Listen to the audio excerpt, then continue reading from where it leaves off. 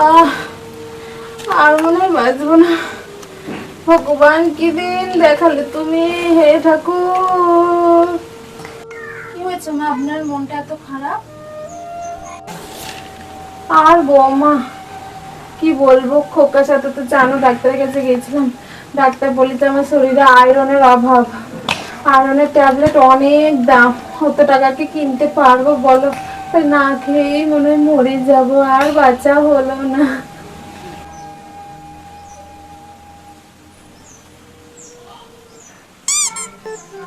মা আপনি চিন্তা করবেন না, আপনার এই সমস্যা আমার কাছে একটা দারুণ ওষুধ আছে। আপনি এক্ষুনি বসুন, আমি এক্ষুনি নিয়ে আসছি। আর আমি যা বলবো আপনি কিন্তু সেটাই করবেন, তাহলে দেখবেন আপনার আর কোনো চিন্তা থাকবে না। আমি আসছি, হ্যাঁ মা।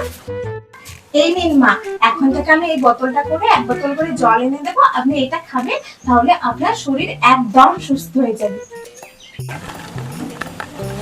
সত্যি বলতে না? হ্যাঁ সত্যি বলছি মা, নিন নিন, খেয়ে দেখুন। খাবো?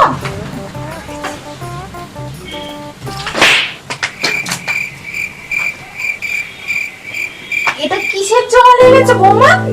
কেন মা, আমাদের কলেজ জল। আমাদের কলেজ জলে আয়রন আছে, তুমি জানো না?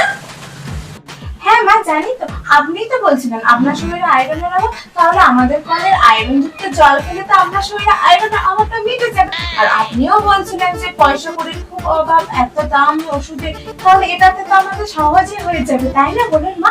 আমি ঠিক করেছি না?